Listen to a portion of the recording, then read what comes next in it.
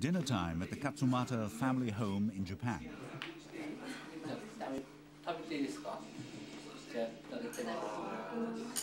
Nobuyoshi and Yoko Katsumata are joined tonight by their daughter Miharu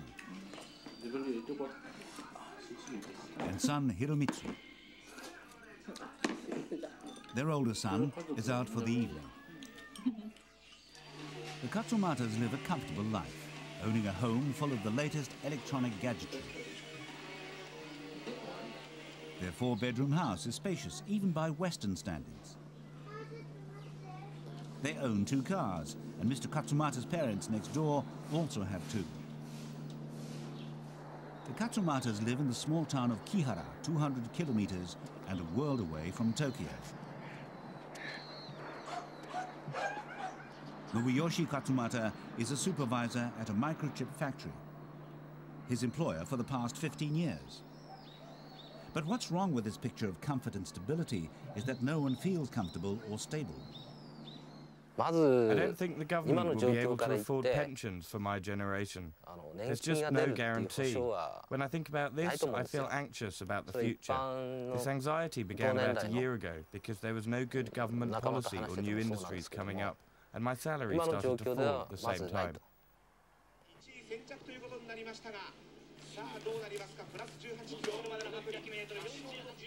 Economic problems affecting all of Japan lead Mr. Katsumata's employers to cut back overtime and bonus payments. In the past few years, his income has almost halved. This has had a big impact on his lifestyle, putting an end to his passion of going horse racing. Now he takes simpler and cheaper pleasures wherever he can. But at least Mr. Katsumata still has a job, which he sees as essential for psychological as well as financial reasons. The President came to explain the situation about a year ago. He told us our salary levels were higher than our competition and asked us to accept the overtime ban for a few months. He said it was a matter of the company's survival, and if we didn't accept, they'd have to sell the company off. After thinking about this, we all agreed in the end. We weren't happy about it, but we had no choice. The difference between having a job and unemployment is the difference between heaven and hell. This is the Japanese way, not to lay people off. Mrs. Katsumata is a nurse in the health center at the same factory where her husband is employed, working 3 days a week and fitting in the housework on her days off. She believes the economic situation is getting worse. When times were good, the company supported temporary staff like me in getting extra skills or qualifications outside work. They don't do that anymore, and the atmosphere at work is not good either. The family has made other sacrifices, including giving up their annual holiday. The last one was 4 years ago.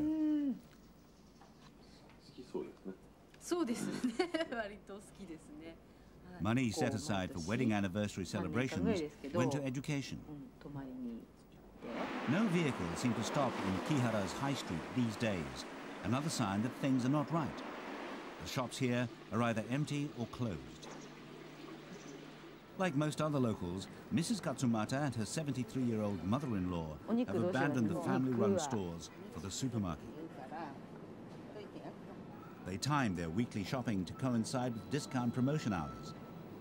These days, they buy only necessities and pay close attention to prices. Even so, the Katsumatas find themselves increasingly dipping into savings to meet expenses. Daughter Miharu obtained a receptionist job at a local golf club. Like most of her friends, but unlike their parents' generation, Miharu's on a short-term contract, and she likes it that way. Japan has coined a word for this new breed of workers who don't commit themselves to an all-consuming career. Freeters, from the English free time. Most of my friends have night jobs in local bars. One became a dental technician and another got a part-time job at a convenience store. There are many freeters around here. Miharu isn't too bothered about having a career. She only intends working until she finds a husband.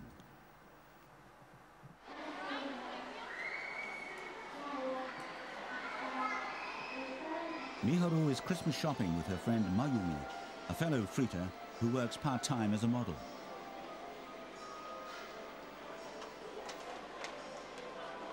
They're visiting a huge shopping complex in the nearby town of Narita.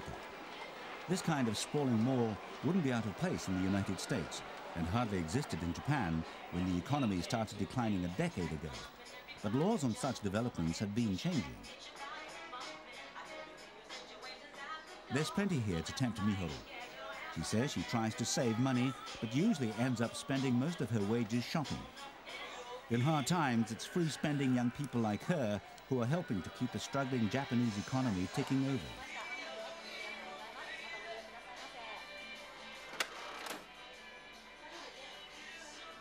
Miharu is also lucky in having generous grandparents who gave her this car. Teruo and Keiko Katsumata have made more and more such gifts to their son and his family as times have become tougher.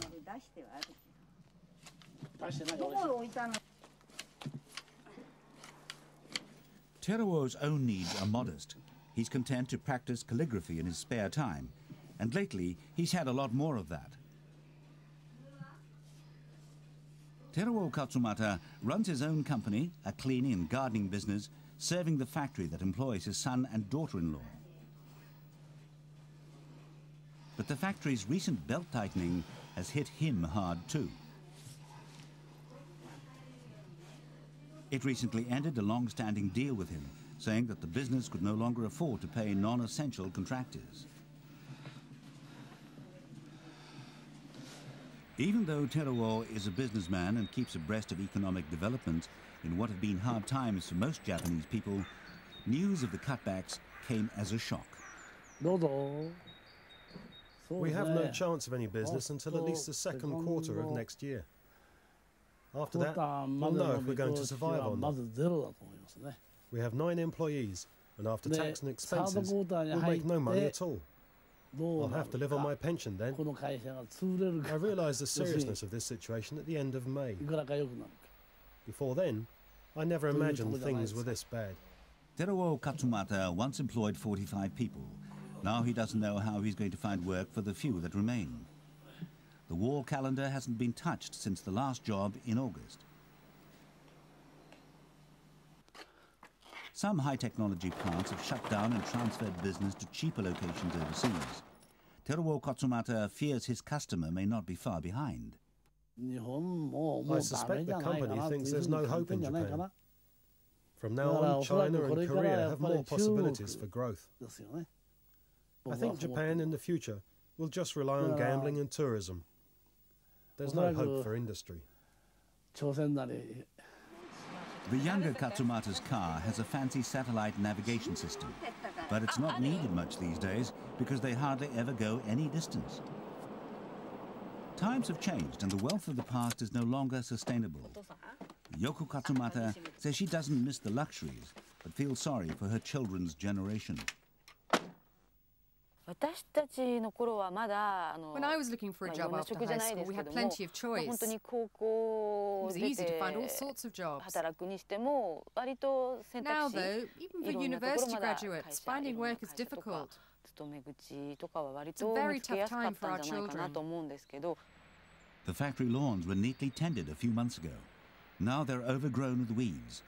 Keeping up appearances is a luxury the factory can no longer afford. But while it saves money, grandfather Katsumata loses out. One thing this international factory has spent money on is a security fence erected after the September the 11th terrorist attacks in the United States. I hope my children and grandchildren can support themselves. I want to tell them not to rely on me. I live on my pension now. We can't live a rich life anymore. We were lucky up till now. But now we can't expect anything for the future. Things will be difficult. Another report on the government's increasingly desperate efforts to avoid economic meltdown reminds Nobuyoshi Katsumata that he's not the only one suffering. To ease his family's financial woes, he's taken on a part-time job similar to his father's, cleaning. But in Nobuyoshi's case, he cleans houses. The extra money helps, and he finds the work not only enjoyable, but almost therapeutic. They're very different jobs. At my part-time house cleaning job, I get to meet different kinds of people and chat about all sorts of things. I feel more free. It's not at all stressful, unlike my real job. Since Japan's economy began its slide, many Japanese have wondered whether the stress of trying to maintain world-beating industries is worthwhile. Perhaps it would be better to focus on their quality of life, not material benefits.